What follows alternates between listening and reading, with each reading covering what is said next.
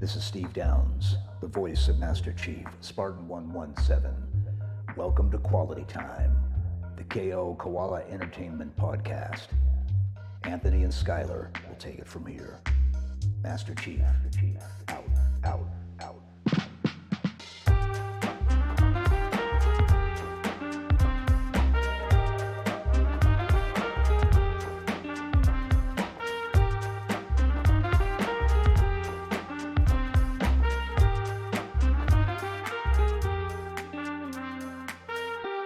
Hello and welcome to Koalatea Time, the KO Koala Entertainment Podcast. I'm Skylar Sokol.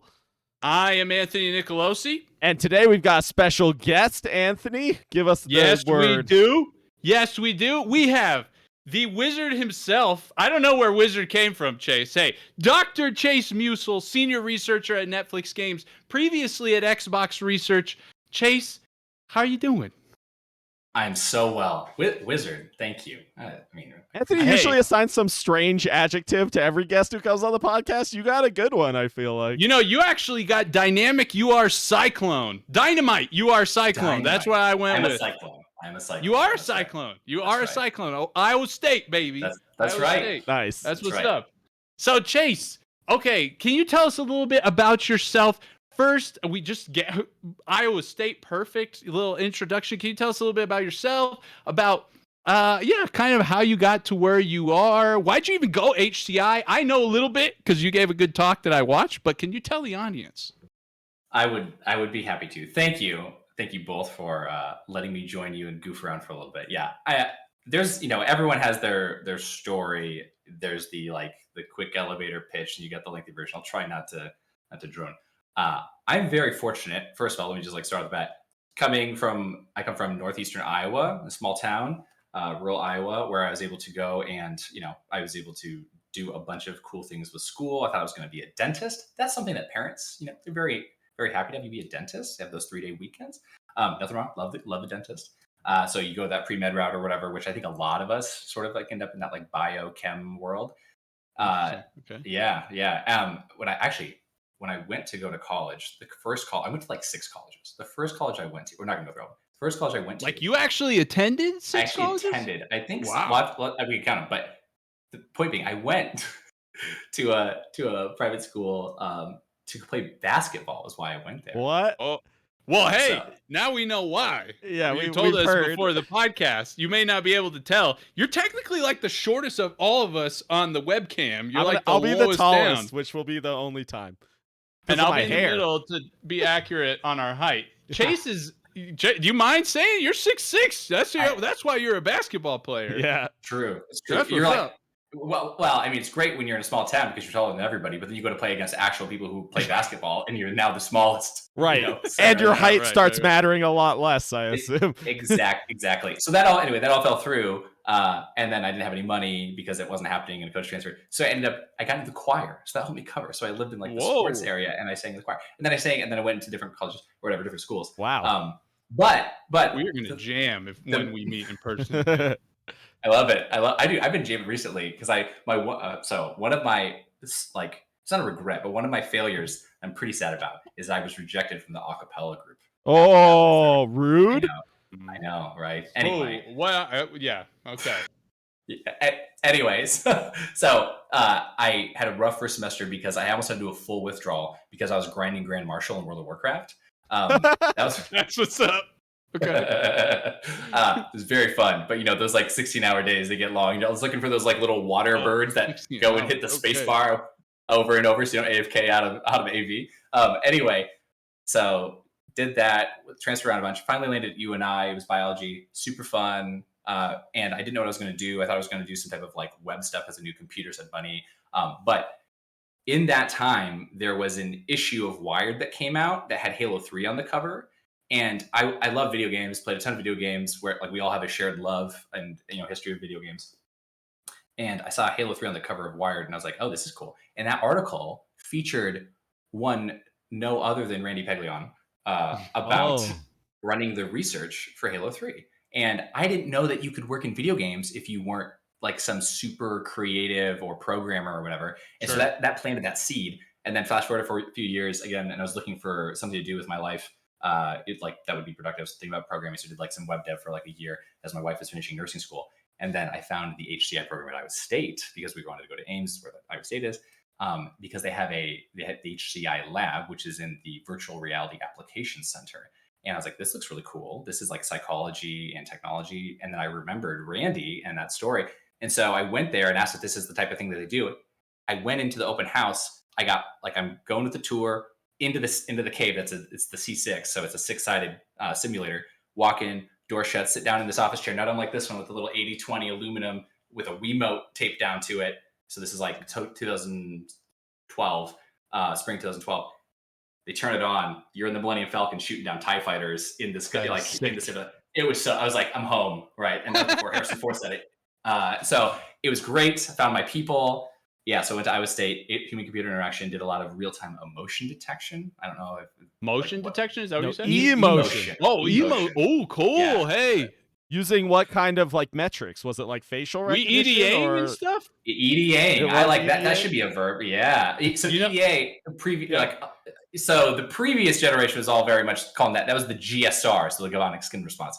The particular device that I use, and there's some like semantic differences, it doesn't matter. I use EDA. It's the same thing. It's like how sweaty you get. So electrodermal activity. So you use EDA and then PPG with its photoplesogram. That's the same technology that lights on like an Apple Watch where the light flashes to get your pulse and your heart rate or whatever. Okay. So those two things together give you enough information that you can start to draw, like throw the dart at the dartboard of where somebody might be feling on a two-dimensional. Like how accurate?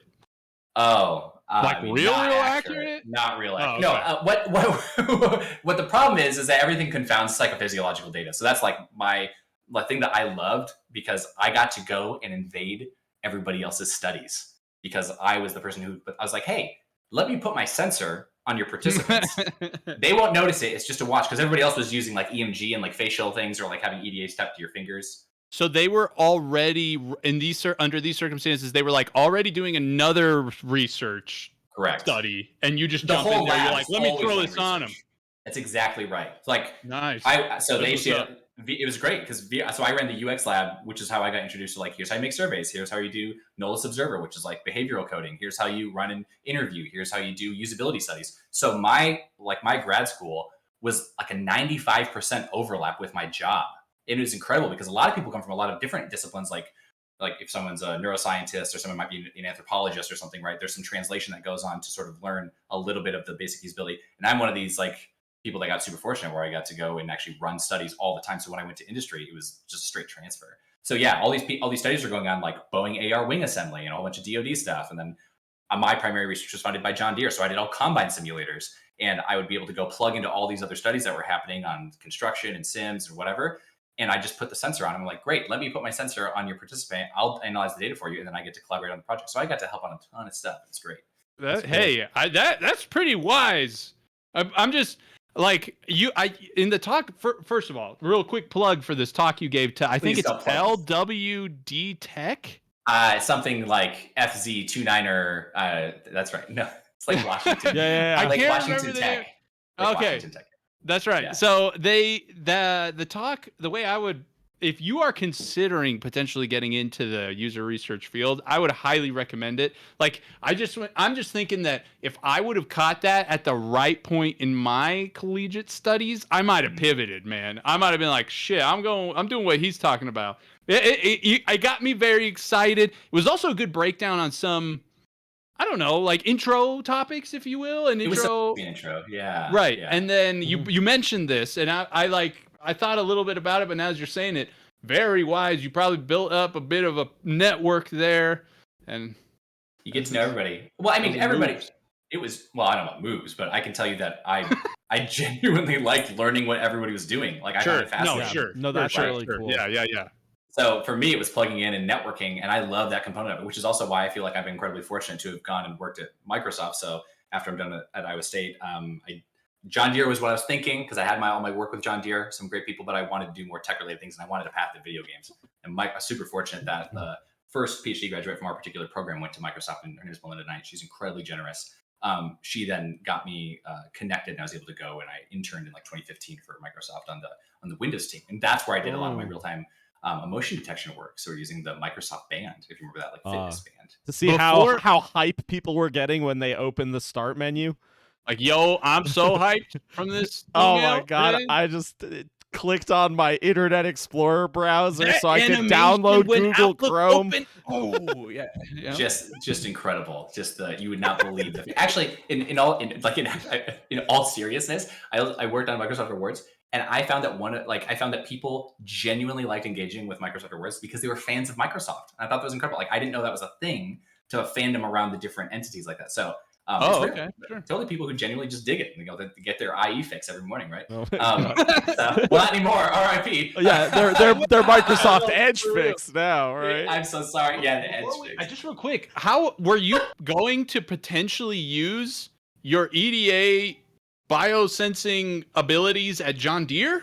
Like, what are we talking about? That's what my research was. So I had guys come in and sit in the simulator in the cab of the combine, and I put the sensor on, and we ran through these pretty specific scenarios, right? So you'd have like the grain cart pull up, and we do like unloading, reloading, and we track and see what their mental load. I was using to infer mental load because you didn't want to overly complicate. And then if you sit in the cab, like it's kind of like an airplane, right? Like a pretty complicated airplane where there's a lot of dials and switches, and there's a lot of beeps, and they all have distinct meanings. And so you can quickly get overloaded, particularly because you're getting it from all these different avenues, right? You're getting your visual sensor, your audio sensor, you're like bouncing around. You got your phone ringing, you got a radio on, you're trying to coordinate. Anyway, like it's a complicated process, and some pretty sophisticated stuff is going on. It's a pretty delicate act. Anyway, yes, using EDA and PPG to measure mental effort is really the particular construct of cognitive load that I was interested in.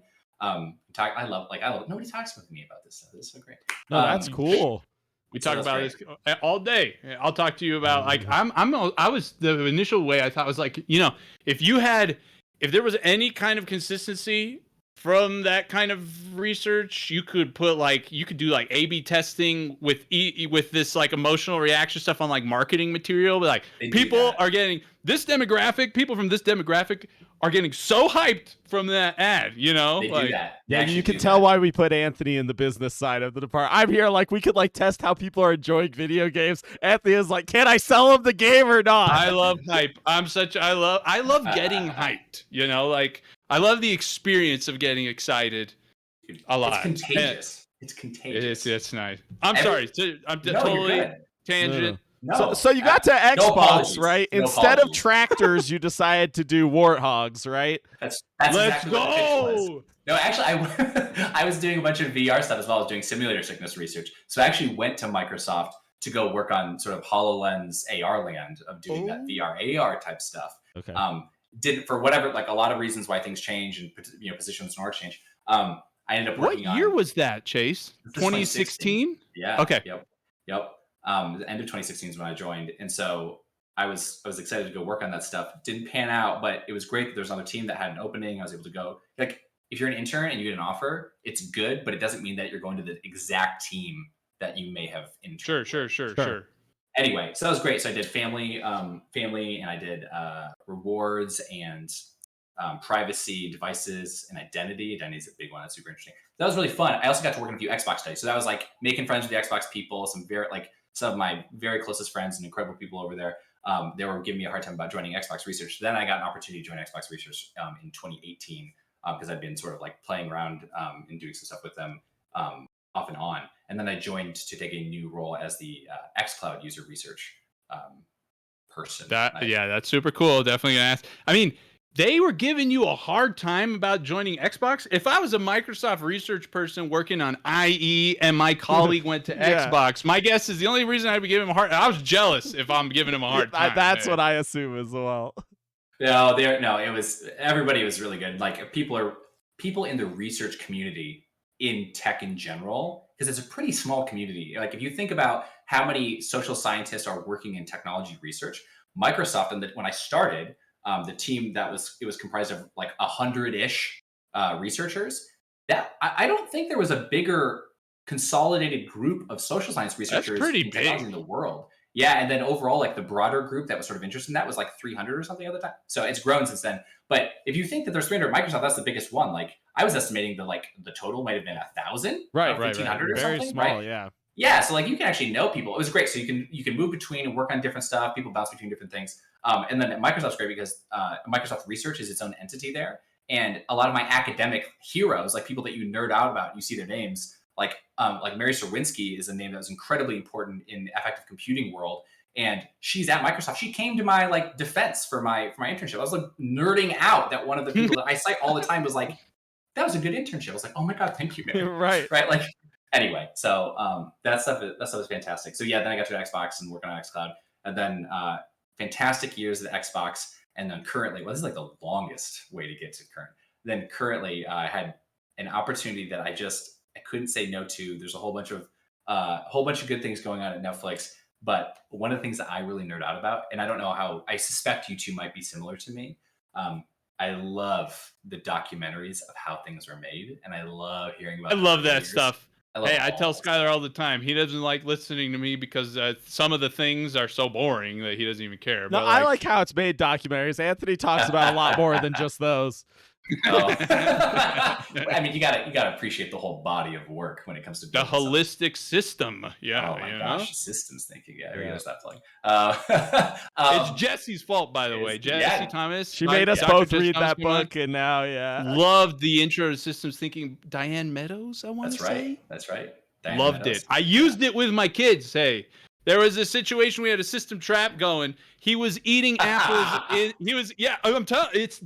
It's the one where like I can't remember. Anyway, I can't remember something about basically they're resisting some policy. A policy resistance might even be the name of the trap. Yeah, but it's like taking the apple to the living room, eating. I said no apples in the living room. You only eat in the kitchen.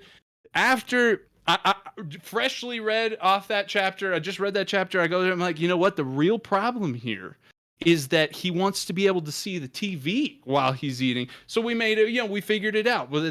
Diane gave us the formula. You got to give way a little bit. We said you can eat at the bricks.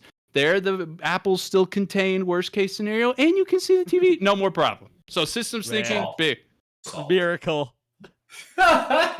That's incredible. But I'm a big fan of that, like how the thing was made. I love all those documentaries. Like there's a great episode of Podcast Unlocked. It's I believe it's episode 201. I don't know if you listen to that, but I do, yeah. But I missed some. It's fine. If you go, there's this one episode called like Xbox, like bosses, past, present, future, or something like that, and it's got the one where the three of them were there. Yeah, it's got Seamus Blackley, and it's got oh man. Tip of my tongue. Peter, anyhow, I feel terrible. Oh my gosh, I'm forgetting now too. Peter Moore, thank you. Yeah. And Phil, and all on. So anyway, I love that stuff. I love reading that. So when the opportunity to come join Netflix and work on Netflix games at the beginning to help build it, incredibly enticing. So I'm very happy. And yes, at Netflix games right now. And we're like really at the beginning of Netflix games, right? Like we're at the beginning. I mean, didn't they just like announce it late 2021 or something? That's correct. October, November. Yeah. Yeah. And only in the past, like last month or whatever during Geek Week, did they even really talk about it, right? Yeah. So there's more stuff happening. Some new games being added, but yes, it is new. It is very much in the early stages. It's incredibly exciting, and like the fun thing. I mean, it's all fun.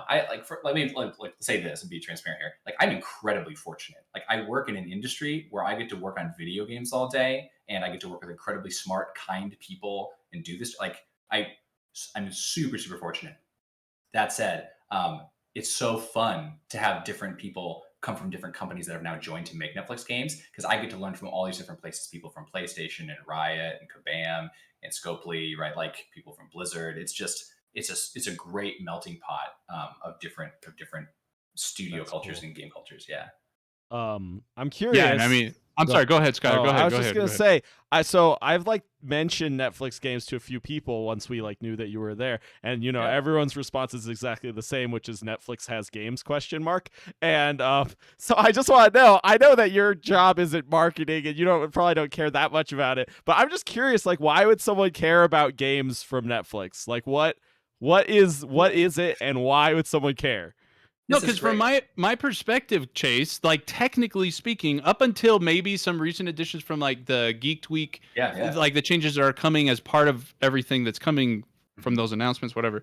It was functionally more or less just like a glorified App Store link. You would go like into the app and you would click on it. Of course, you couldn't, like, to be clear, you couldn't play some of them without having the Netflix subscription. So it wasn't just straight up a link, but like more or less, you know, that was the experience. There wasn't necessarily like you know, you're downloading and playing it locally. You're not streaming anything from the cloud, but yeah, I'd just be interested. There's no chance. Let him answer my question first. Let him answer my question. Just glorified links, you know. So I will say that depending if you're on iOS or Android, the experience does vary. So if you're on iOS, you will see a games row. If you're on Android, you will see a games tab. So you can go and play with that today. And so there's, you know, some variance in that. Yeah. So the pitch for it, the thing that I really like, and what I would say that like what really motivates me, and one of the big reasons why I was really interested in what is like exciting about this particular opportunity, is that I love the idea of bringing play to more people. I see the board game. I assume those are stacks of board games in the background, Skylar, over here. Yeah, that's one. That's my 7th shelf. There's 6 others in the other room. I love it. Yeah. So like down in my basement, I've got the, you know, like the shelves and the games or whatever. Yep. I got Return to Dark Tower for Father's Day for my wife. The game looks incredible on the table. I mean, yeah, that game looked really like it was going to look so really fun. Good. That's awesome. It just has such good table presence. I love play. Like, I just love play in general. I play Fortnite with my kids all the time. We play board games all the time. My wife and I played years of World of Warcraft together. So our house is very much play. What gets me really excited with Netflix is just the opportunity to bring play to more people, because there's this real problem of people self-identifying as gamers and what the baggage of that particular words brings. Please hold me accountable if you hear me using it like in regular speech, because I try not to. I try to typically say someone who's a player of something, right?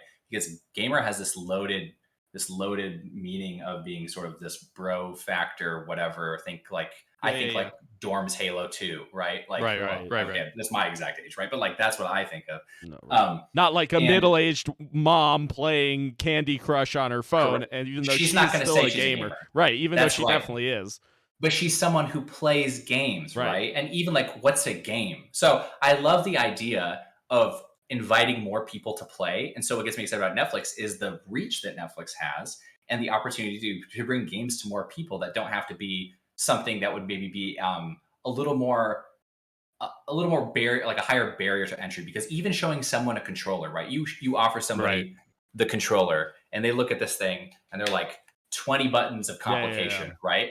And it's just no. Like, there's those videos of people like learning how to do it. Like, if you have to learn how to walk and, you know, and navigate at the same time, that's its own challenge that we all take for granted as people who played games our whole lives. I mean, I know people who've even played games their whole lives, but never played like first-person games, and even they like can't. They like know how to use a controller, and they can't comprehend at all the movement. Yeah, that's exactly right. So anyway, yeah. So why Netflix games? Like, I just think it's an incredible opportunity to drop the barriers and invite more people to play. So I get genuinely excited about that, and I love the idea of thinking about inviting more people in, and just like I love all play in general. And it doesn't mean that I don't, you know, there's things that are at Xbox or things that are at PlayStation or things that are at Steam that are super unique, and all there are things where like, or if you're working at Meta, like on the Quest, or I like Oculus, such a good brand.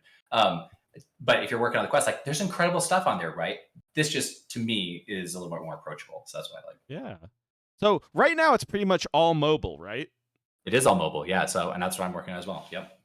Is that really? I don't know. This sort of like Anthony's question, right? Is that you? Maybe you say it, Anthony. You'll word it better than me. I mean, I'm just suspicious, Chase. And I'm not trying to get any secret deets out of you. I'm just saying, you don't bring the XCloud guy in just to work on mobile. You know what I mean?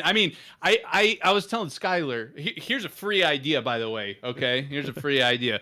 If somebody's not thinking about one day letting me, like, what I want to do, I'm watching season 4 Stranger Things. There's some sequence where frickin', you know, Dustin, I don't know, does what, and I haven't watched it, by the way, so I'm not spoiling some cool nothing, fight, right? I love the fanfic. Let it flow. Yeah. That's right. There's some action sequence, and there's just this perfect camera transition where you could roll into gameplay. Give me and with VR eventually in the future, that would be sick. But hey, you just kick into this moment that's really auxiliary to the actual story, no impact. It's kind of like the dynamic of like you get some cutscenes to go with your game. Well, here you get some game to go with your show, right? Yeah. You know what I'm talking about? And then you could use this as a marketing opportunity, because you can't just like throw people into a game you haven't taught them about and then have like a onboarding in the middle of the show. That's super anticlimactic. So you've got to do these like you got to beforehand announce we have these training sessions coming up, and there's only these like events, right? You pick like if you want Fortnite to watch events. Stranger Things or if you want to play Stranger Things. Well, and then you follow it up post show with like a full game release. You know what I'm talking about? This is obviously very expensive, but like I just Chase, I would love to have it one day. Do you think based off of what you were just saying about what the, if you will, the initial target demographic of getting to those people where you're trying to lower the barrier of entry, that is not that kind of experience. That's much more sophisticated. That's like getting the gamer bros, if you will, that you were talking about onto Netflix. I shouldn't have said it. I don't. You know what? I love playing some first-person shooters as much as anybody else who's grown up playing first-person shooters. So no animosity there. I played all the Halos, played whatever. Like we all have our credential cards on that front.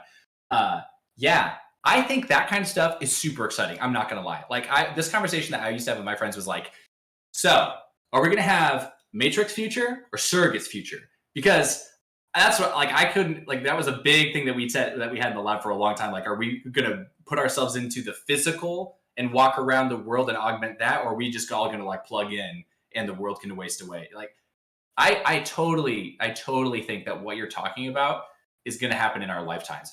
I have no idea who's making that stuff or where you're getting the hardware support for it. I look forward to having my Connect 3.0 that's going to just beam my eyes in and like laser retina the screen on. Anyway, but directly from you, since you worked on XCloud, you're familiar with where tech is at for cloud and like latency and all that. Yeah.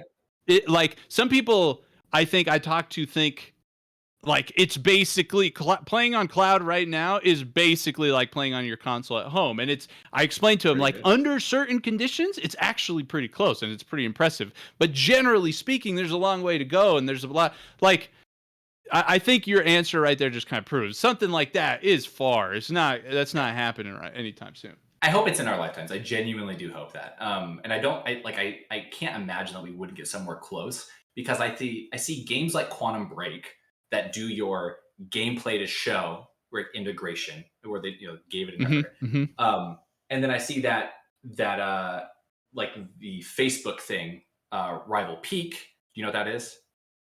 It's like a reality show. Go search Rival Peak. It was that's a thing that I had no idea about until I was looking at different like reality shows and because I was I don't know, like, do you guys like 1 versus 100? Have you? That show is great. I'm a game show freak, so. Okay, so we were looking at different. My wife loves the Game Show Network, and so we were watching like a lot of Family Feud on vacation, and we were talking about different game shows that were like games or whatever. And so I was curious like what was going on there, and it was looking. I'd never heard of that Rival Peak. I was like, oh, this is cool. Like, it's Facebook really cool went all out. Yeah. And then 1 versus 100, the old Xbox. I remember that. I used to play that in my friend's basement, the right? 1 versus 100 Xbox game. That shit was great. Dude, so and like I had forgotten all that stuff. And I was like, wow, there's like opportunity. And so I was thinking of Quantum Break. I was thinking that. So anyway, like, yeah, there's like stuff. Who's going to do that? I have no idea. So that's like the tech and like getting people to build that.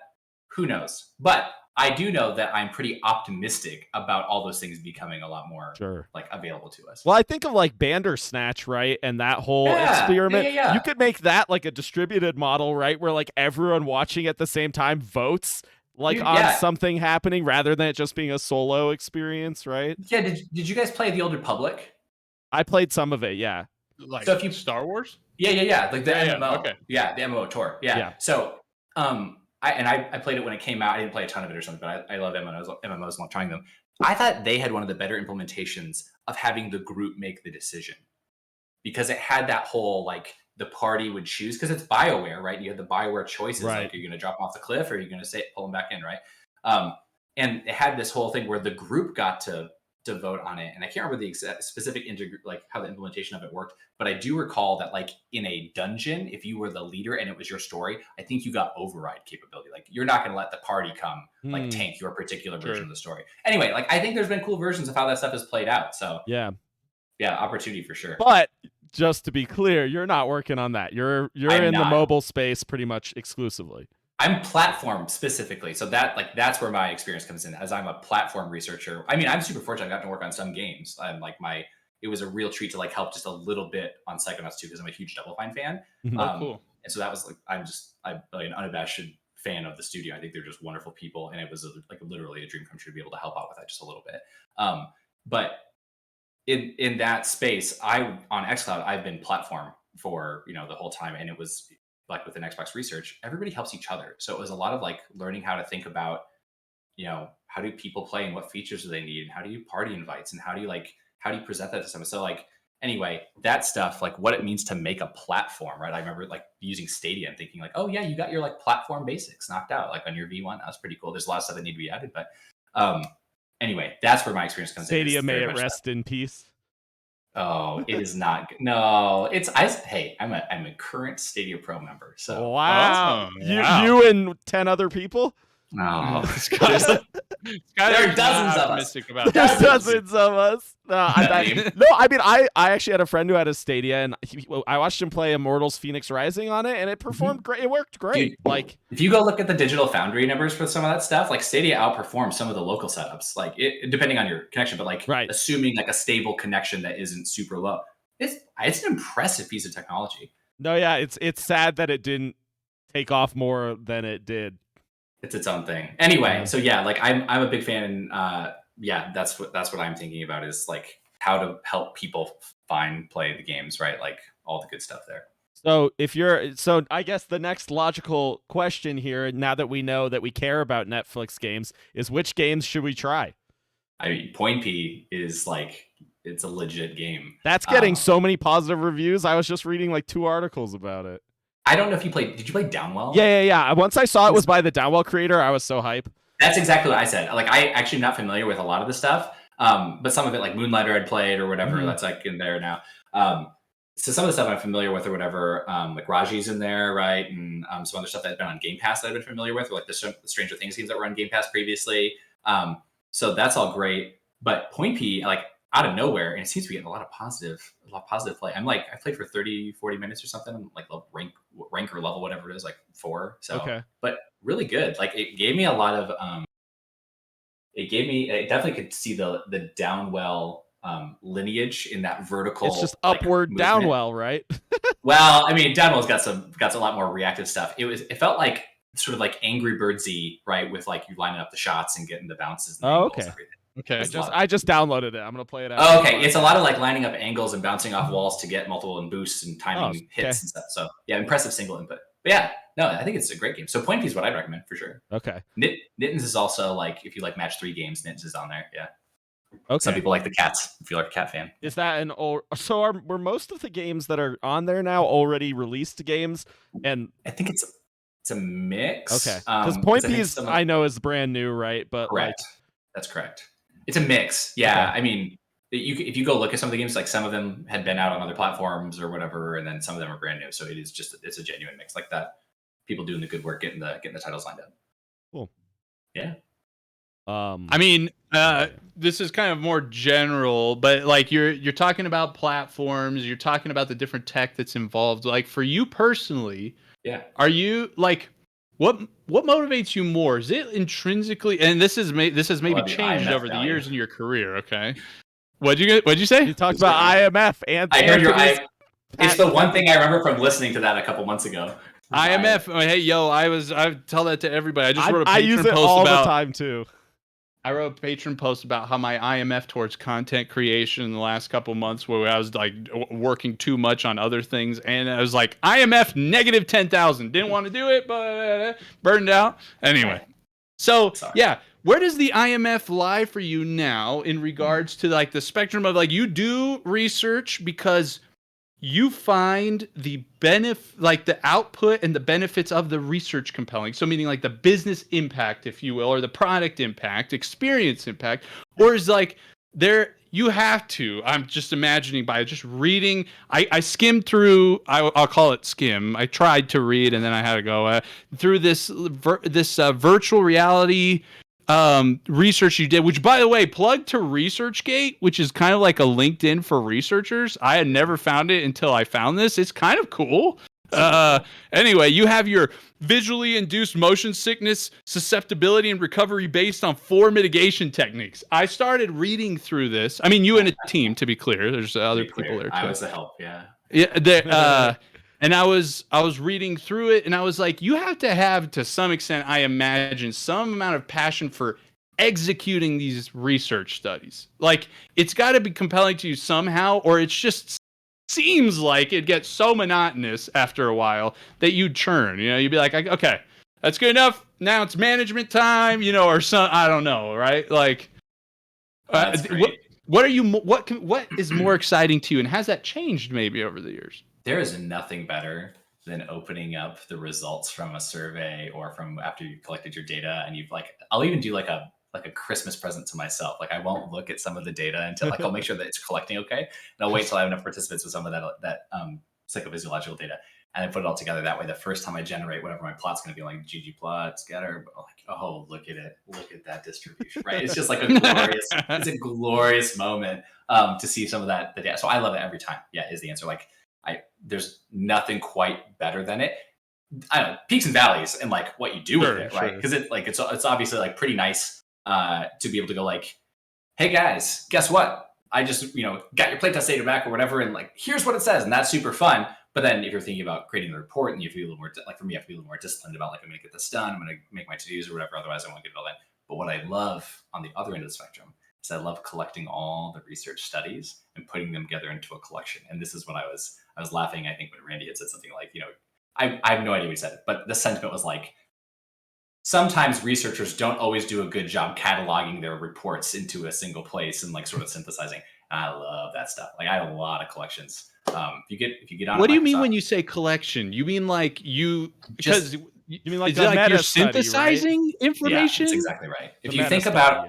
If you think, well, I mean, there's different ways to do it. Like, in academia, there's a lot of like meta-analyses where you might take reports from other people and put them together, and you can do that too. A lot of collaboration going on.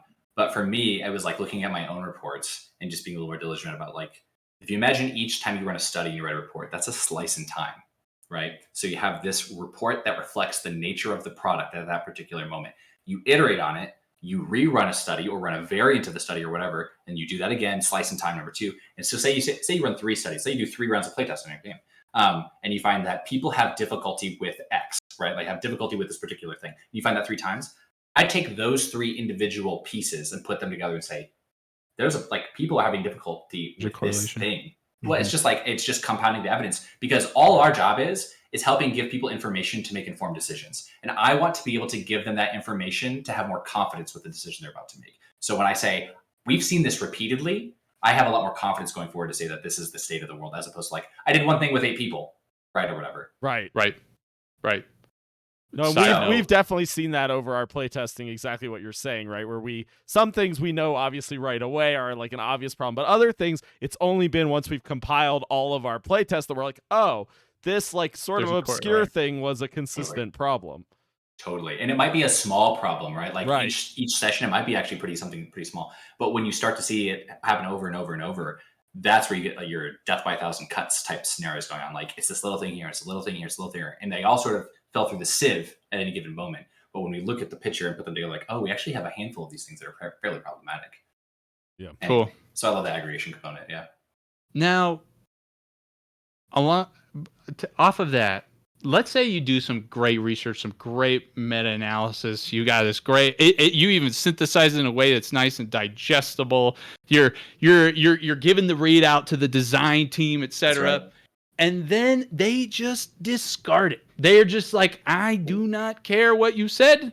Yeah. And even maybe they're rude about how they tell it to you. How do you persevere? Like, I feel like if I were you, okay, if I did this beautiful research, and I'm just imagining, because you were saying you're working with Double Fine, so I'm going to translate a little bit. If I was a user researcher at Xbox, I did this 343 study, because I love Halo, right? It's my favorite gaming franchise. And then they just blow it off, and I'm like, I'm biased, obviously, and I'm pulling. I'm like, that would have really helped here, blah blah blah. How do you Remain professional. Like, what's important there? Like, do design people think about the researchers and let them down easily? I mean, what happens? They're just terrible, terrible people. You wouldn't believe. I'm just kidding. No, I've had such great partners.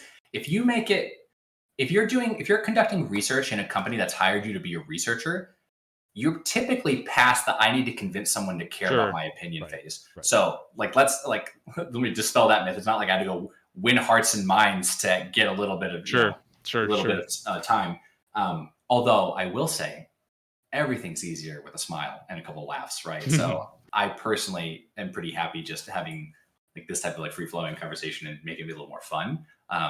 So that also helps things, right? Because you're more willing to listen to people that have a proximity of a relationship with you, as opposed to like somebody that's cold. I don't know anything about it. Yeah, I mean, if people say no, they don't want it. One of my like original interview questions was this exact thing it was my lunch interview with a man named Eric Shu, incredible man, mentored all of us that you've spoken to. He's fantastic. It's supposed to be my lunch interview. Our next podcast guest is what you're saying? Good, yeah. He should be. I recommend Eric for literally anything. So it's the best human. But I was supposed to have the softball interview with him. And he asked me this, like pretty much this question of like, well, what happens when you go to present your data and they don't listen to you? Like, I don't know. Well, then I'd like show them the video. He's like, well, they don't care about the video. I'm like, oh, well, then I show them all the statistics and like I show how like the actual math. I did the math and like they threw it away. They don't care. I'm like, I don't know. Like I bring them into the session and let them like observe it firsthand. Like they don't care. That's not what their kid told them. Like, and so I don't like. It's something. The answer is like, well, sometimes you just can't win them over. But that's fine, right? I've never had that problem. I'm incredibly fortunate.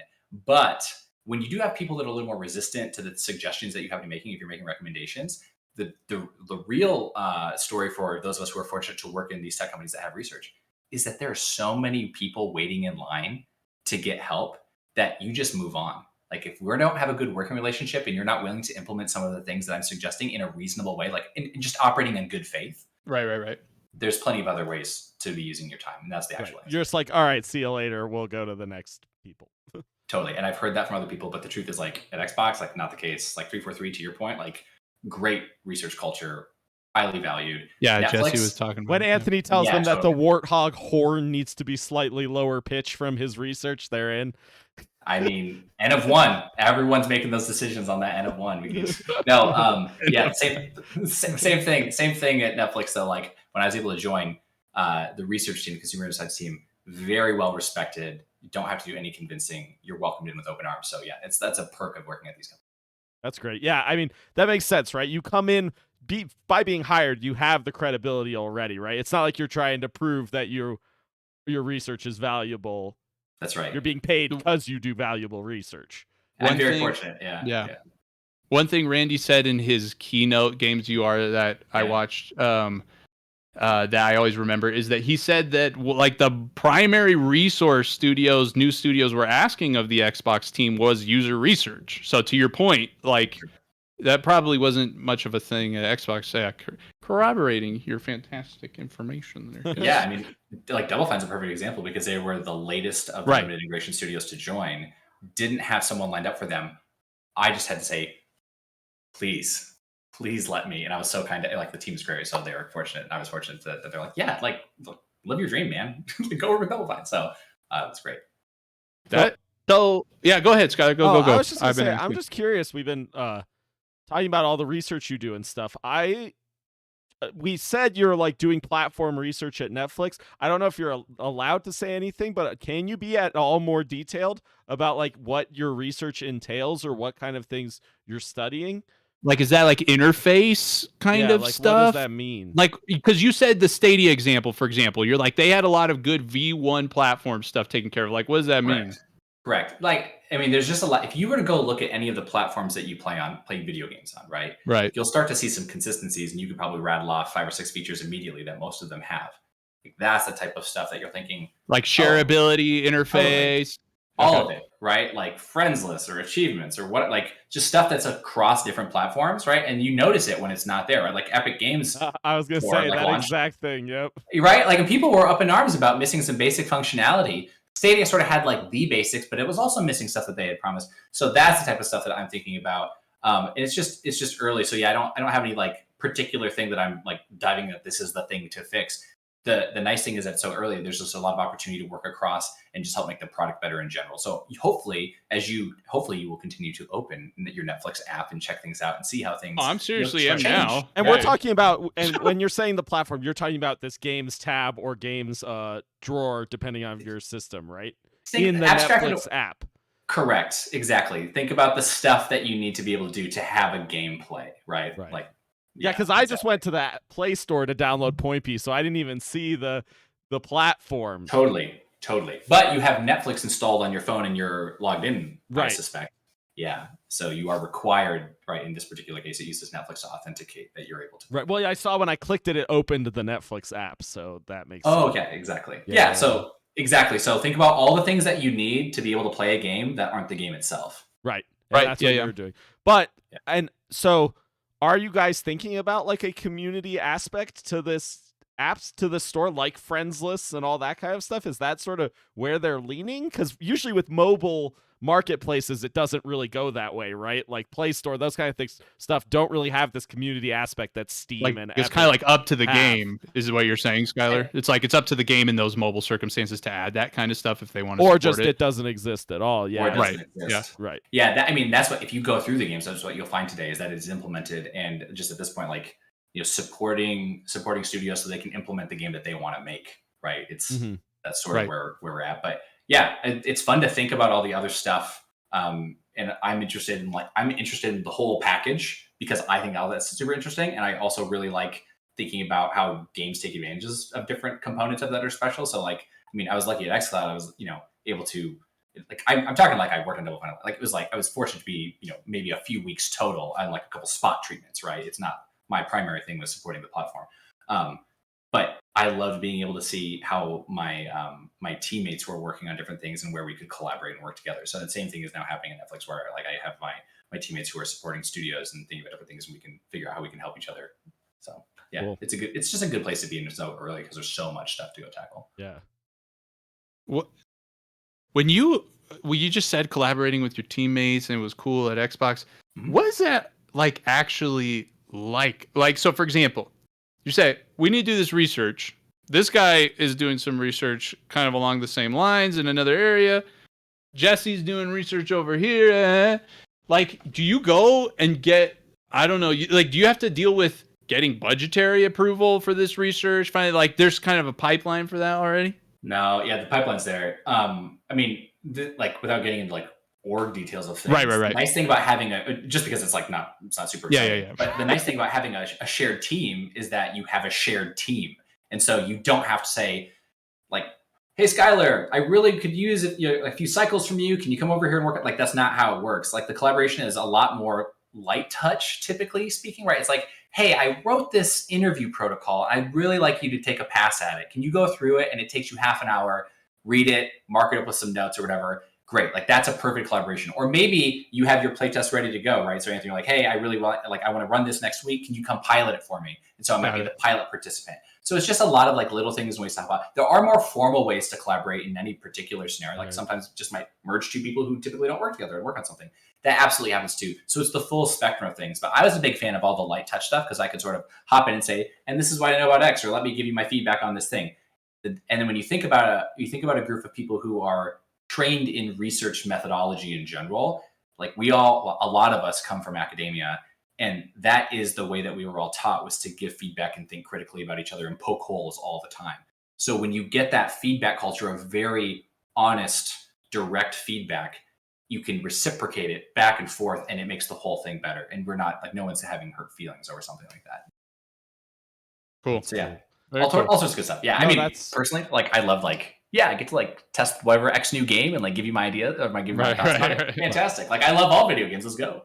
Yeah, we had a very similar setup I did DevOps and like test for a while at the company that Anthony and I work at full time. And we have a similar shared team setup where like we aren't actually on the dev teams. We are just members of the shared team that participate. And it was so nice. And the collaboration when it was like all pre-COVID, because since COVID, like everything has gone to chaos. But pre-COVID, it worked amazingly. It was great. Yo, Skylar, come over here. Yeah. I mean, literally, right? Like I'd walk around, like poke my head around the corner and be like, What are you working on, Dean? It's like your college days. Hey, it's exactly like that. It's very simlar. And yeah. I will say, like, I don't know how COVID life is treating either of you. I hope you're both well. I was actually about to ask you something. Go ahead. Yeah. Anthony and I have both had amazing COVID lives, just for the record. Like, okay. We're very lucky to have. Congratulations. Yeah. I feel similarly. All I was going to say was I had my first trip to the actual Netflix headquarters just a couple weeks ago. That was great because it has that feeling, right, of like getting to meet people and hey, like, what's going on, or like, what do you think about this? So anyway, it was like I could tell that was a thing. I really do like that. I mean, remote work offers a lot of other like benefits that outweigh it currently, but it's nice once in a while to have those those touch points. So are you currently full remote? I am. Okay. Yeah. But so many people are. How is that doing all this user research fully remote rather than it seems like that would be hard. I agree. Like, we do playtests in person almost exclusively for a reason, because even us, we're like, it's so much harder if we do this remotely. Like, why would we like the catch that body language, right. Totally.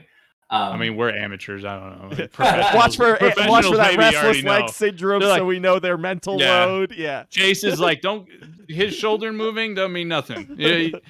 Anthony extrapolated. He's super pissed. It means nothing. He could have been itchy. Like, don't read into that. Don't read into that nonsense. Actually, if you look up into behavioral coding, that was the one thing I really did like. I did a lot of that. Like a lot of Sundays in the lab, watching stuff at 2x, 3x speed, counting how many times they look right to check a particular thing. Okay. Right? No. So it's a real thing. Yeah. Remote. I mean, for me, I ran a lot of remote stuff prior. Okay. Like the stuff that is the benefit for me in person was sort of like hopping over to help. I did a lot of remote work with remote interviews because people were all over, or you're in a lot of surveys. So for me, the impact was less than somebody who did a lot of in-person playtesting in the labs. I mean, I had some of that, but we shifted it to remote, and I loved all that stuff, and I got to help out with some of that too. Yeah, it's a blast. There's definite downsides to it. There's scenarios where you want to be in person. I know I'm not a hardware researcher, but like I empathize with people who are working. Yeah, that's on what I was hardware. thinking. That must be a nightmare to try and do remotely. Yeah, I mean, people find ways to do it, but there's stories of people like mail-in controllers and mail-in, whatever TVs, and I've never done any of that stuff, so I can imagine that's more difficult. But for me, remote's been pretty good. It also has the advantages of it being a little more inclusive, typically. So it's been nice where you're going to recruit a particular audience. It brings it up to the top of the stack of bringing people who might not typically get to come in and participate, which is great. Yeah, no, that's fair. That makes sense. I was gonna related to that. Have you been able to do a good job of not working too much? That is the challenge of remote work. Because I have had this problem personally with remote work. Is that especially with KO Koala on the side, where I finish my normal job and my IMF on KO Koala is through the roof. Yeah. And that's tough to some. I quite frankly, for a while at the beginning of COVID, I had a terrible sleep schedule. Like, not even kidding you, I was going to bed at 4 a.m. because I was just working, having fun, waking up at like 9:30, 10. It was terrible. Got to the point where, hey, just so everyone knows, after a while, I'm falling asleep in the 10s and waking up in the 4s. We're a little bit better on the other side. Anyway, just to say, you mentioned in your Washington Tech talk that your family's very important to you, meaning you love life too in general. You have a life outside of work. How do you balance it? Especially during this remote time.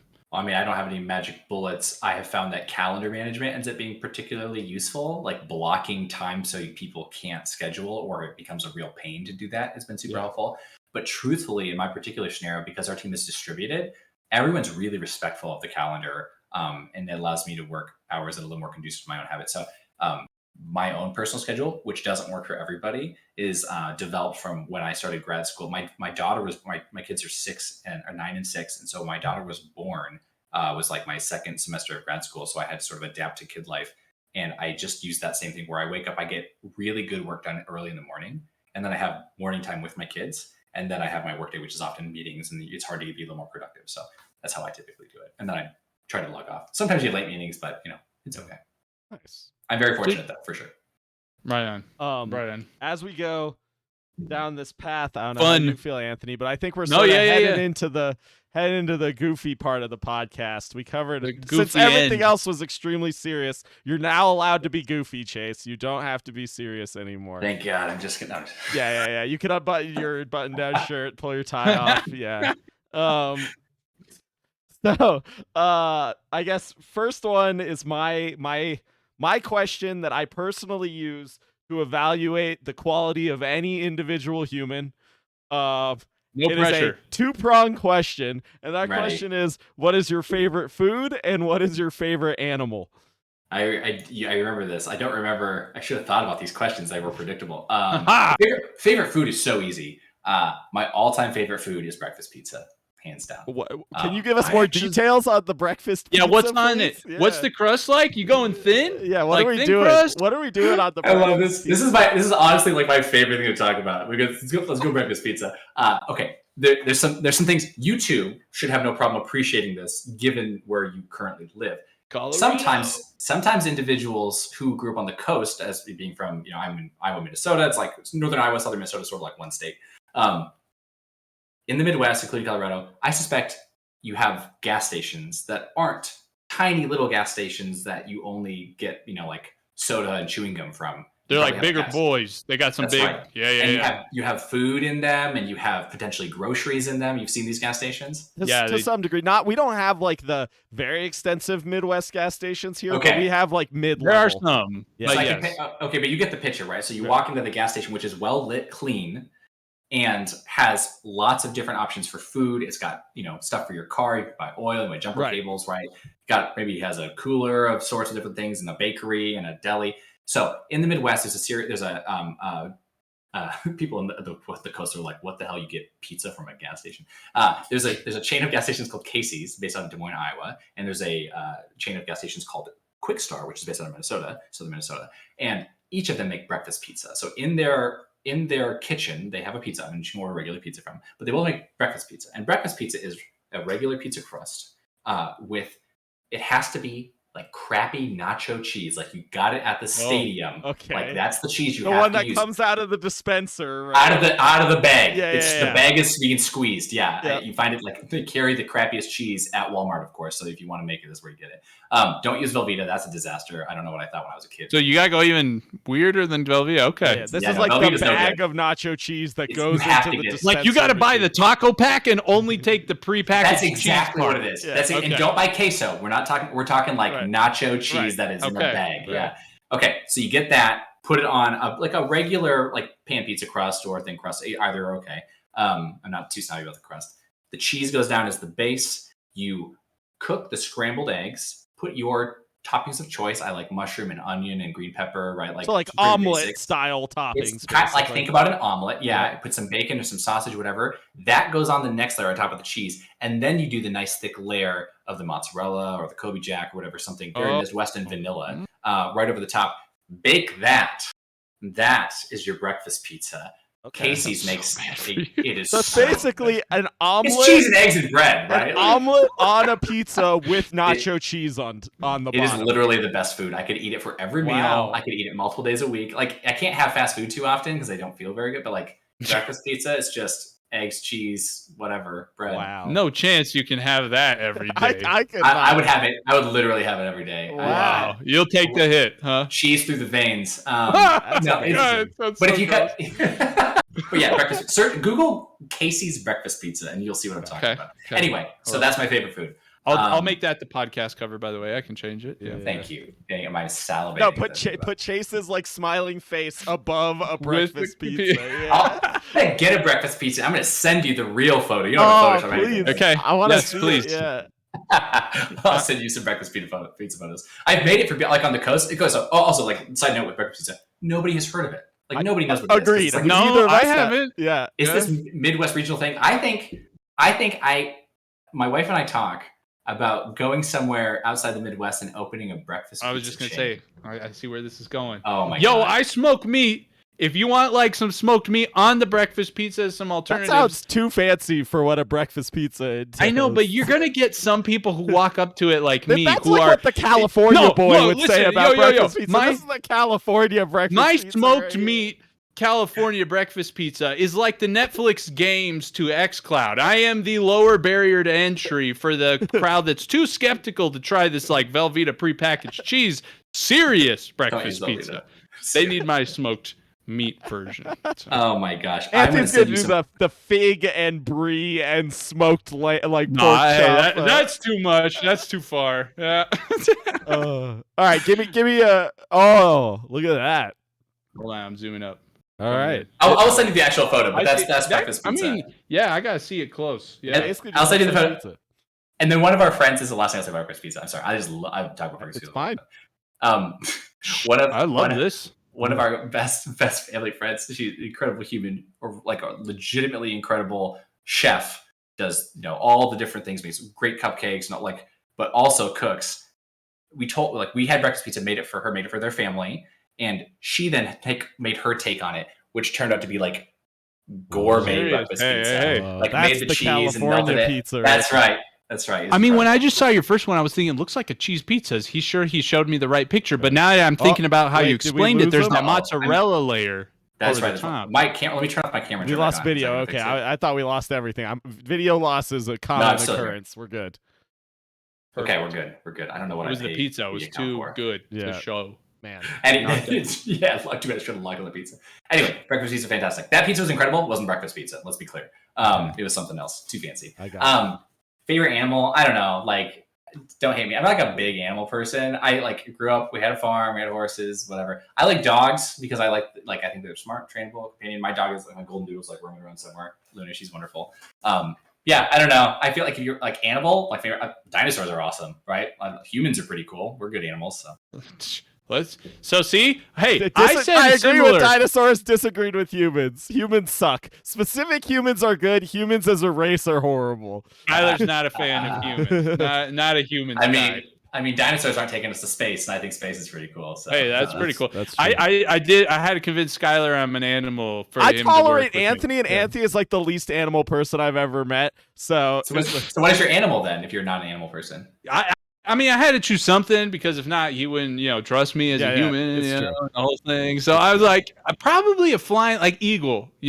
I can fly. I would love to fly. I'm scared of heights, but I think an animal you turn into. But that's how Anthony interprets the question, and that's why. Yeah. If I would change. Can you just make it an Animorphs question? Yeah, apparently this is now an Animorphs question. More compelling for me. I mean, I would my turn into my favorite animal technically is like cow. I love eating cow. Yeah, that's the worst kind of favorite animal answer for the record. The real test here is one, have you thought about your favorite food or your favorite animal? Have you put thought into it? Because those are things that I feel like people should think about. And then the second part is, do you choose an animal that you eat? Because then you effed up this question.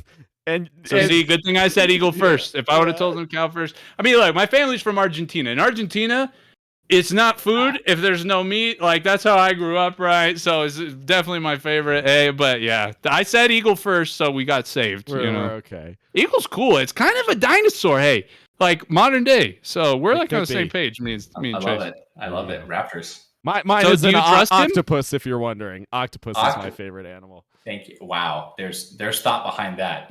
Yeah. My top 3 are octopus, owl, chinchilla. Okay, owl's pretty cool. Yeah. Where did you get out? He puts new ones in, man. Where did owl chinchilla come from? used to be that koala. I don't care about koalas. Koalas are cool, but I don't like. They're so funny. I love koalas. Have you seen the ones like they're like grunt and stuff? Anyway, yeah. Yeah. No, how trustworthy is Chase? Oh, I'm sorry. Chase is amazing. He's good. He thought significantly about food. It's good. Yeah. No, octopus are like the coolest animal. They're like one of the smartest animals in the world. They can change color faster than the human mind can process thoughts. They slip through those holes somehow. They can open jars from the inside. Dude, Finding Dory was incredible. Yeah. There you go. I learned so much. There you go. Finding Dory, the premier octopus documentary. Yeah. Pretty sure that My Octopus Teacher's a Netflix show, right? No, it is. And that show, although the documentary maker is the most pretentious dude I've ever seen in my freaking life, the octopus footage and what that documentary shows about octopuses is unbelievable. Skylar comes in with those hot takes. Chase, you gotta stand on your toes. Okay, but let's be honest. Like, anyone making documentaries is pretty pretentious. It's just a reality of documentaries. I can't even give an opinion on that one. I haven't even seen it. It's fine. I don't judge him for it. Like, it's fine. Okay, hey Chase, you mentioned you got inspired by Halo 2 Dorm Days. You have to tell me, what's your favorite Halo? Halo 1. Oh, very respectable. Yo, check out my keychain I have right here. Dude, it's Halo 1. Oh, that's sick. When did you Only get on that? Xbox. That is sweet. It is cool, huh? It is. the heck? Yeah, I have the Halo 2 one is hanging on my keychain because that's my favorite Halo, but I got this one. Yeah, Halo 1 and Halo 2 are my favorites as well. Yeah, I played so much Halo 1. So much Halo 1. I was in high school during that time, so it was a lot of prisoner rockets was like a regular occurrence for months.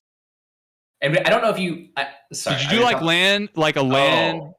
Yeah. So I grew up building PCs, playing Quake, Unreal, Diablo, StarCraft, Total A, like that's Counter-Strike, like bunny hopping, like we're talking, OG. Those are my formative years, was going to real life LAN parties with a lot of adult men, right? Like there's a lot of guys in their 30s and 40s. And we were so lucky that one of my close friends, his dad, was effectively a second father, like let us hang out, taught us all how to build computers, play in the basement, had rigs for us set up. It was awesome. That's like awesome. I didn't even know there was so a thing. We went over and there's like my friend was having a Quake birthday party and we were like 7 or 8 or something like that. And it blew me away. So a lot of mods, a lot of bid for power, that old DBZ Quake mod, like all that type of stuff. Oh, jeez. Anyway, super fun. Did lots of Halo though as well, because we had all the equipment to LAN. We were ready to roll. Yeah, you were set up. Right. You're ready to roll. Exactly. That Ethernet port. Bless you, Seamus. Bless you, team. Putting that in there, making it all the way. Played a ton of Halo LAN. A lot of 4-player split screen, to be fair. And then a lot of LANs as well. We did like the Halo runs. My brothers and I played a lot of Halo even, where we'd do a complete playthrough without letting any Marines die. Like that's the type of like that was the challenge. That's super respectable. Yeah. Did you succeed? Oh yeah. I think there was a couple times where like you couldn't, like it was impossible to like not have them, if I recall, but whatever, like we did our best. And anyway, sure, so that one doesn't count. But like, what are we talking about? Normal difficulty, heroic? I actually don't remember what we did. We may have done that just on normal, but I know my brother had attempted it separately. Still can be tough. Yeah, on legendary or whatever. Okay. So all good, lots of stuff. And then the other like fun, like in the place and time that will never happen again comment that I was incredible. One of my friends who I played a ton of Halo with, so we were at UNI at this time, University of Northern Iowa, and it was the best time to be in college because if you plugged your Xbox into the dorm Ethernet port, you saw a list of games always rocking. That's amazing. Incredible. And it wasn't like secured like they are now where it wouldn't let that stuff go through. Yeah. No, it's everybody playing on whatever that, like the LAN for the different dorms playing across it. Like, I think that was one of those like snapshot in time moments. Yeah, for sure. Cool. That's amazing. Anyway, feel that way in a lot of ways around. Like that original Halo trilogy was kind of like in a lot of ways snapshot in time, like kind of it's stuff. So good. There's my dog. Oh, okay. Well, that's Halo. But Halo. What's your favorite games ever? Like, give us top 3 off the top of your head. Like World of Warcraft for time spent in relationships, fostered real life friendships, traveling across the country, meeting people. Like, hard to beat that. I don't know. It's really hard. I used to say like Final Fantasy Tactics for a long time. It was like my favorite game. Dude, love a good tactics game. Final Fantasy Tactics was like one. I didn't even know what a tactics game was because I didn't have Tactics Ogre or whatever like was earlier. So I love Final Fantasy Tactics. I don't know, and then probably Halo, but like just there's so many shooters that you could like swap in Counter-Strike or you could swap in Quake or whatever. Played a lot of like UT. Yeah. Like competitive FPS, like whatever we were rotating through, like that slot. Nice. Right on. Along the same lines, do you have a most anticipated upcoming game? Like a game you're waiting for that you're really hype about? I don't know. I feel bad not having one. It's okay if you don't. Yeah, I don't know. I've got a few that I'm like I'm watching for, but I don't have one that I'm like chomping at the bit to get to, and I think that's mostly an artifact of my backlog being unmanageable. Yeah. So there's so many good. You have to get to the transcendent state that I'm in, where you just accumulate games and don't play them, and you just are very happy about it. How long is your Steam shame list? Like, oh God, it's very long. Too many humble bundles. Not even humble bundles, just purchases directly. I used to do a lot of humble bundles. I stopped that though. Yeah, I have 746 games on Steam, so Beat me. I don't know Keep what that one in is. mind. And I probably played like 10-15% of them. There's a website that scrapes that. So if you want to see your shame, okay, yeah. I've used it before. I don't remember. It's high though, for sure. That's so good. Yeah, I don't know. There's just too many. There's too many good games. I feel like my life, like every stage of my life, has had a game. I'm sure you probably feel similarly, right? So like, ask me about like what age I was or whatever, and then there's the game that goes with it. So it's really hard to pick a favorite. Like, no, that's overall, fine. But yeah, nothing upcoming that you're like chomping at the bit for. Mine is Stray right now. I'm so hyped for Stray to come out, dude. Game looks sick. That's fantastic. No, that's cool. I don't know. I don't have something that I mean, I really want to play Wolverine. Like all the Insomniac stuff has just been so good that I'll be real excited to see how they make Wolverine. That's cool. Anyway, I don't know. No, that's good. No, I'm an Annapurna fanboy, so any Annapurna stuff that's coming, I'm hyped for. That's why I'm so hyped for Stray and stuff. Oh, I didn't know it was an Annapurna title. Yeah. I like their like Edith Finch, right? Edith Finch is one of my favorite narrative games ever. Game's incredible. Like everybody should just do themselves a favor and go spend 3 hours or whatever it is, 4 hours, and play that game. It's super good. And then on the Switch, I think I heard you guys talk about this, but like the game that my kids and I played a bunch was Sayonara Wild Hearts. Like that soundtrack, so good. I can't remember the name of the level. I even played that one. I made Anthony play it. Yeah, I've played that game so many times. It's just like playing an MTV music video or whatever from like the 90s or something. It's just so good. Yeah, I have 11 hours of that game, of that 1 hour game on Steam. So I've played it a lot. That's awesome. That's fantastic. I mean, like, unbelievable game. I thought of my hype game. Okay. Hornet, the Hollow Knight sequel, right? Oh, Like, it's gonna be DLC, but it's its own Silk game. Song? Silk Song, thank you. Yeah, Hornet's game. Yeah, I'm super because Hollow Knight's so good. Yeah. Okay, you're right. You're pissed that there was no release window in that trailer. Yeah, because there was a gameplay trailer like 2 weeks ago or whatever, right? Yeah. Well, it said at the showcase event, it said everything in the next 12 months, right? That's what a lot of people have been saying about that Hollow Knight thing, but the fact that they didn't explicitly say it makes me very suspicious. That's fantastic.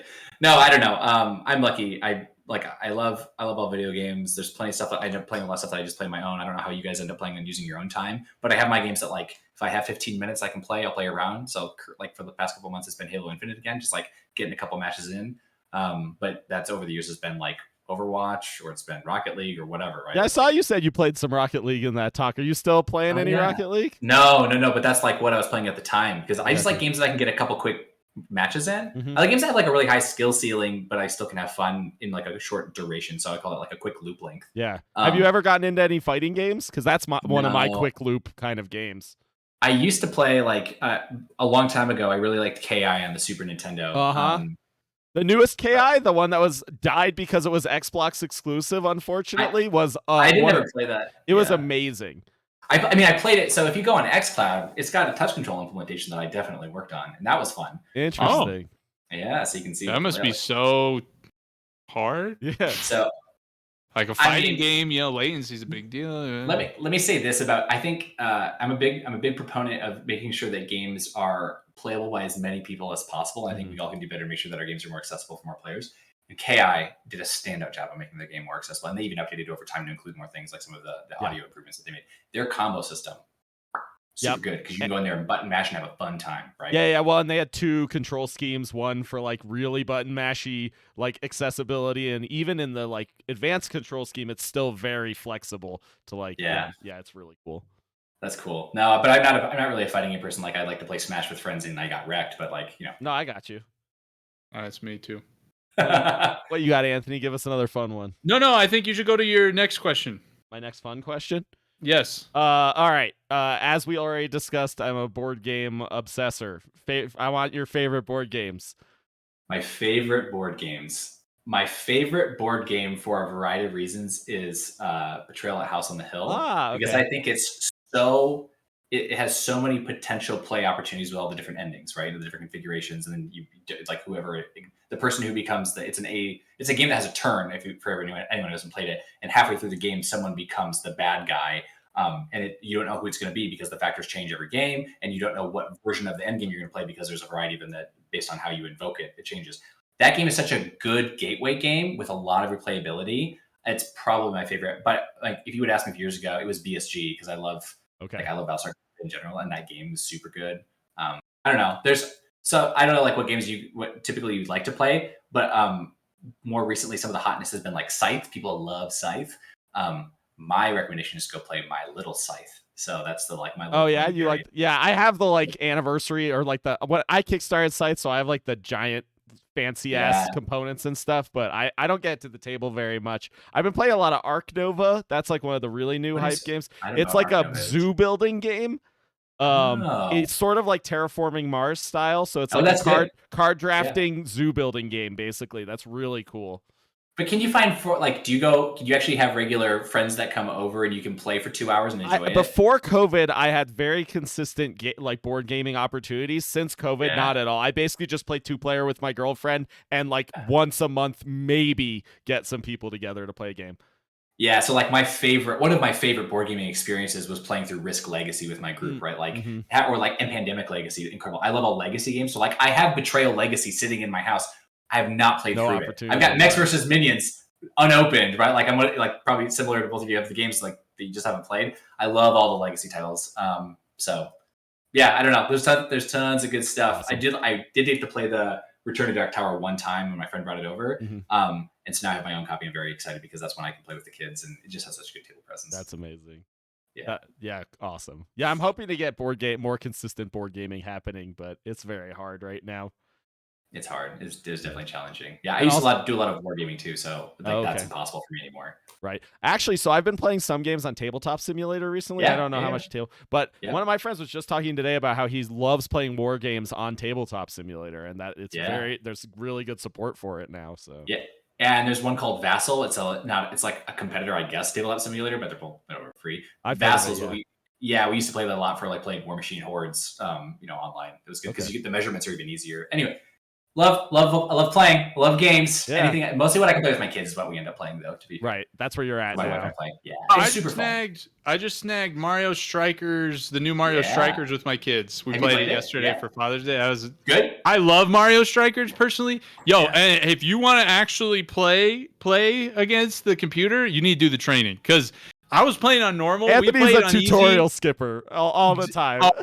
I don't read nothing. I watch cutscenes. You gotta really captivate me viscerally, to get me and to pay attention. But anyway, like there's a tutorial at the beginning.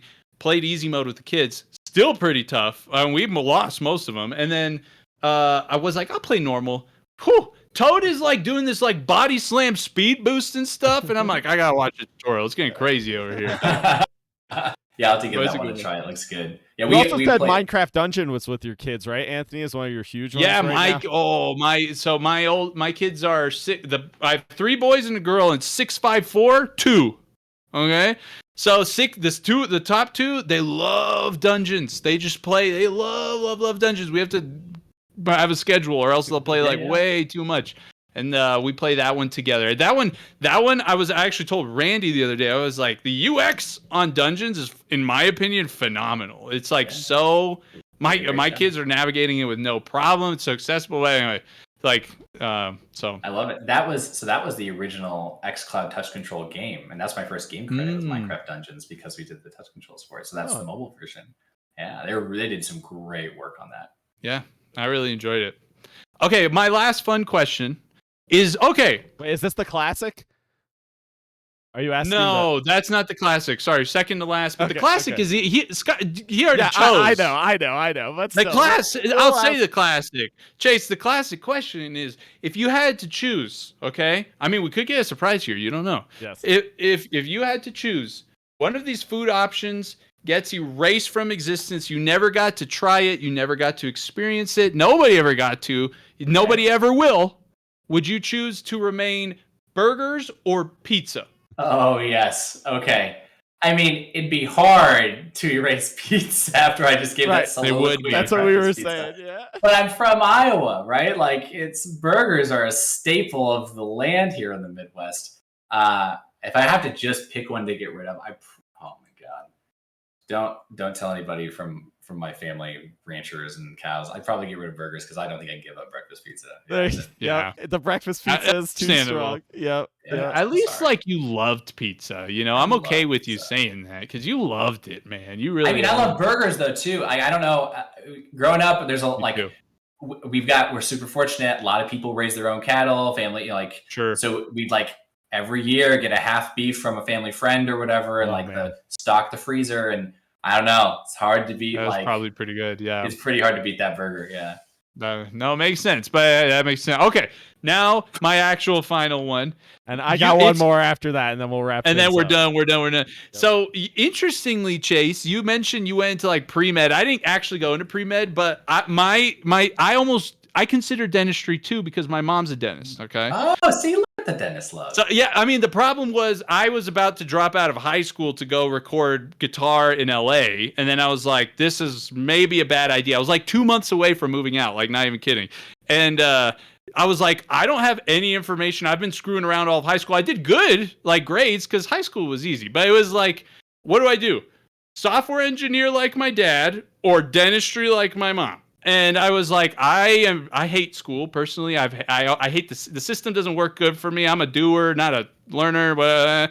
So I was like, that's way too much school in medicine. I was like, software, only 4 years. I'm good at math stuff, whatever. And I think I like legit, a huge part of it was like, I think Halo uses code somehow, you know? And so, I love, you know, your assessment. And there I go. And thankfully I like, the other, like, there's also practical reasons software engineer. You can have a family as a software engineer. Like it's a good benefits of the job. So I was like, okay, I'll do that. And yeah, there was like a course. I was not seriously thinking to pursue game development. That's a whole nother story. But was just saying, dentistry was there. I was just like, it's a good and profession. Also the mouth, man, it's gross. You know. I worked at my mom's dental office for a while, and when I was either front office dealing with insurance companies, or it was like helping assistant, and I'm like, Mom, how are you passionate about this? Like, I'm like looking down, I'm like, he's missing a bunch of stuff. It's gross in here, you know? Like, I mean, there's people who just have the heart to care, right? And you find your niche of being able to that's do true. it. That's another problem of mine, yeah. Anthony is not one of those. Oh, you meant that in the bad way. Yes. I thought you meant like you had a bleeding heart and you're not.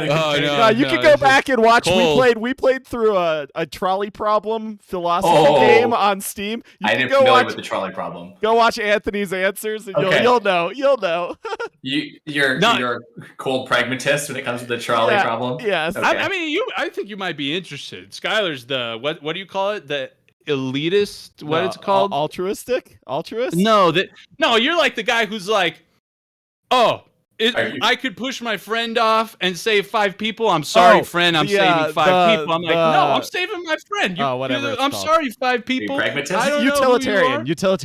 That's it. Yeah. That's the word. Got it. Anyway, I thought the word you were looking for was bad friend.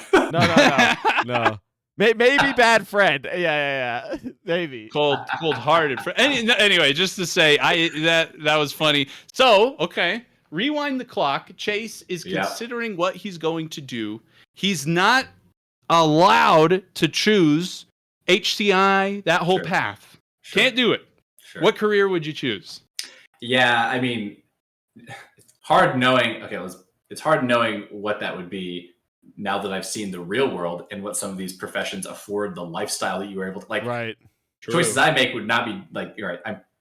I'm not above wanting to, be fortunate to, have my kids and be able to, sure, no, all stuff. Right. Yep.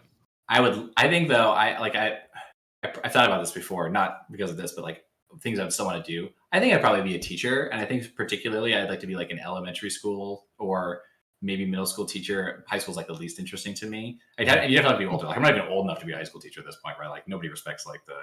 No, it's true. It's true. Right. Not maybe. I'm not saying I look like a straight out college. Just anyway, you gotta have like the wisdom of the years and the graying before like, okay, I can learn chemistry from this person. Yeah, fair.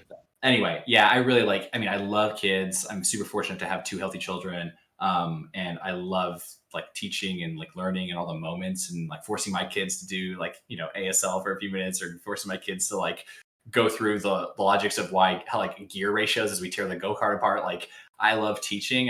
So I don't know. I would probably do some type of elementary school. You would totally be a good teacher. Like you're like the teacher when you think of your teachers and you're like, this one just stood out, was great. Their IMF must have been high. They love teaching. I learned a lot. That's a Chase. I'm getting a Chase vibe. I'd love to do that, but I feel like the truth that you've uncovered is like I'm too shallow or something to like have pursued that because I found this other thing that was interesting. Nah, it's okay. It's never too late. I gotta find different ways. Anyway, so yeah, I do love to look for opportunities to teach, which is why I did that one thing. Like I love going to teach. No, exactly. Hey, so, I got the UI Traps book. You convinced me. You taught me the ways in that talk. You know. And did you get? And I got our team at work to buy 6 of the decks. I was like, yeah, because I said have them laying around, put them around. Like we're in the process right now of like development. Thankfully, like my relationship with my manager is good enough where he listens. He'll pay attention to me. Even though I tell him a bunch of crazy stuff, but this one I'm like, I was like, look, the return on investment here. I said what you said. I was like, they're $30. You put them around. We're in the middle right now of designing like our actual interfaces for the subsequent project. So I'm like, this is a perfect opportunity to just have this, go through it. I linked him your talk. I was like, do what he says. You know, he said just like review it, blah blah blah blah. So anyway, your payment will be coming in the mail soon. Yeah, let me know when my check gets back. You know, I told Chase I tried the codes. Chase is based, didn't do anything. I didn't get any discount. I'm so sorry. They need to update this opportunity. Real like fun connecting dot for all of the Xbox research stuff. The people who worked on those and made those decks, they were Microsoft researchers, and one of them is one of the OG Xbox research founders as well. Yeah. That's awesome. Yeah. So anyway, bringing it back to UX for the final question.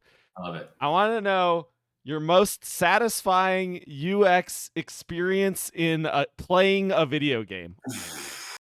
It doesn't have to be most satisfying, just like a satisfying, memorable UX related experience. It could be a board game too, honestly, just like whenever you've been playing a game. I mean, like he played it and he was like, I'm curious. Like he's like, they did this so good. No, I'll let Chase interpret the question as I said it. Okay.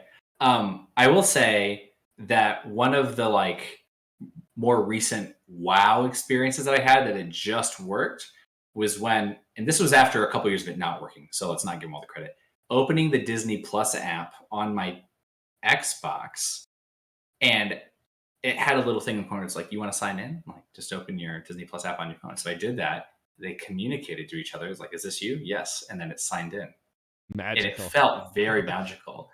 So there's that. I also really, really like a good legacy board game, and some of those have incredible openings. So shout out to the original Rob DeVoe legacy game for Risk Legacy, because that opens up playing a very simple scenario to learn the game, and you keep progressively adding components opening to it. All the little packages and stuff. But it doesn't overwhelm you, which is the problem with a lot of board games. So you start off small, and I think legacy games have that opportunity to do that where most board games don't. So yeah. Awesome. Very pleasing experiences. That's great. I was thinking I was going to ask you, we don't have to, but like, that's a thing, you know, for video games, people like leave, you don't play Fortnite for a while and you come back to it and you got to like remember how to play. Yeah. It seems like a tough. I'll throw you a tidbit on this one. So this problem, I have continually not written the paper on, and I wanted to write it when I started doing ag research. I wanted to call it seasonal UX, because there are these particular things, not unlike going away from a game and coming back to it, right? And not needing a refresher on it. Like, good luck for me to go back and play Breath of the Wild today. Like I'm never go back to Elden Ring. Like I don't know. You have to like spend like 20 minutes looking at the controls and then rememorize them and then be like, all right, maybe I'm ready to play again. Exactly. And I haven't seen a game from like at least that level of depth of a game do it super well. I mean, Fortnite, I love Fortnite. I play a ton of Fortnite. So I think they do a lot of stuff really well. But seasonal UX in agriculture, it's the same problem. You go to plant once a year. You go to harvest once a year. When you're going to prep your whole, like your actual, for lack of complexity, it's a tablet in your tractor. You want to program that and set it up so you have all your particular settings for planting or for harvest or whatever. It happens once a year. You forget how to do that every time you come back around. The only company that is at super well that I've seen an example of, I know who you're going to say. TurboTax. Yep, I knew it. It's because I cheated. I watched the talk, and I. Oh, did I say that? I said. Yeah, you did, and I was like, he's right. That they actually do a really good job. They walk you back through it every time. Yeah, but it's a problem. It's totally a problem. Yep. especially for like an ADD gamer like me, where like I start games all the time and then I'm like I hate restarting games, so I usually just don't end up playing them. Even if I really want to go back and play them, I'm just like I'm not going to start over, but there's no way for me to get back into it otherwise. And even games that have a great tutorial, oftentimes the tutorial isn't replayable, right? No, yeah. So anyway, there's a lot of good stuff. Like Sea of Thieves has done a great job with that, where they added the tutorial island, and now you can just choose to load into it any time. So if you wanted the refresher, you can always go back and do that. No, that's anyway. Smart. Also, games with like UIs that always show you the buttons; those are really good, valuable. Oh, you like? Yeah. Fortnite does that. Really I mean, yeah. well. I was gonna say Celia's book. She talked about it. Yeah. Yep. No, it's good. Those are good practices. So anyone who's thinking about that, please, all the assistance is. I gotta know. Are you on the no build Fortnite train, or are you on the build? No Fortnite? build. No, when you were I can't remember what you're talking about. We're talking about fighting games, and you're like, you get to some level and you get destroyed, or what? Like, maybe you're saying something else. That's how I feel about Fortnite for the past 3 years or whatever. Like, I got to a particular, like, I'd win enough with the kids or even on my own, and then if you get to the end game where someone's building, I'm like, you're just dead. You're just like, all right, my tree is gone and I can't build. My son builds like crazy. You're all like super rapid fast, but it's not intentional anyway, shape, or form. He's just like really good at mashing the buttons around. I can't. He like traps us in there and we die in a fire. But no build Fortnite, very good. My speed. That was a great addition. I played Fortnite when it first came out and churned very quickly. I was like, this isn't for me. But no build came out, and a bunch of my friends started playing again, and now I'm like, this is actually pretty fun. Like it has reignited the fun of that game for a ton of people. I love Fortnite. I unabashedly love that game. I think it does a lot right. Yeah, definitely did. Yeah. We're all just like, Fortnite's pretty good, I guess. Right. Well, and Anthony and I constantly benefit from Fortnite doing well because, we are Unreal developers, and any money Epic gets just makes Unreal better, so we're happy. Let's go with it. No, it's so good. They do a ton of stuff well. The last event where you all got to pilot the mech together, I know, like. Oh, I saw that. I didn't play it, but I saw that. I recorded my Twitch. Like, I very rarely use Twitch, but I use it so I could just record the thing. Yeah. Oh, very cool. That's good. Anyway. Cool. Well, Anthony, where can people find us? Well, people can find us. Let's say I also want to let people know where they can find you. Yeah. We'll ask. Do you want to ask Chase first before we talk? Yeah, about sure. us? Chase, if people wanted to, you said you had a Twitch. I mean, do you want to? I don't stream. Okay. Well, people want to chat with you about whatever, or I check LinkedIn. Like, message me on LinkedIn if you actually have like questions or whatever. Yeah. But I try like Twitter once in a while. I mostly use Twitter for like liking other people or retweeting other people or raising other people's voices, because I don't find my own, my thoughts are not worthwhile sharing. But yeah, if you message me on LinkedIn, that's where I'm pretty accessible, and I actually check that. Cool. Yeah, nice. Kale Koala's. Yeah, I mean, this is great. The rollaway where you can find more information about us. KaleKoalaEntertainment.com has information on our whole studio, the game we're making right now, Agora, and various dev details. You have links to all our social media, Instagram, Twitter, Discord. Join our Discord. That is like the heart of our community, where you can also participate in the idle game that we've implemented that ties in narratively to the big Xbox PC boy. It also, there's giveaways we do in the Discord. That's a nice addition. So if you want to have a good time, find links there. Also, if this has been exciting, Chase, because this year we've been heads down on getting Agora ready for GDC and the playtest build and trying some different things on short form video content, blah, blah, blah, where it's recently hit the point where we're kind of doing a content reset, getting back to having guests on Quality Time. And we're actually going to be posting on LinkedIn, amongst other things, too. So that content will be coming there. If you've been listening to us and been following us, like, geez, these guys have been a lot more sporadic. Know that on the podcast side, know that is coming back to being much more consistent. Yeah. Thank you for listening. Shout out to our patrons for their support. Chase, thank you so much for joining us. It has been fantastic. Thank you. Appreciate you having me on. We'll definitely want to have you on again someday. Once we maybe you can play Agora once we get closer and we start revealing stuff, and then you can tell people how much better it is than the first time you played it. I'm so excited to buy it and add it to my Steam list. Just really. There you go. Add to the backlog and never play it. The short game. We were talking about those short little loops. What we call them? Yeah. Agora's got that in mind. Okay. I love it. There you go. Oh. All right. Right on, Chase. Thank you so much. Thank you both. All right.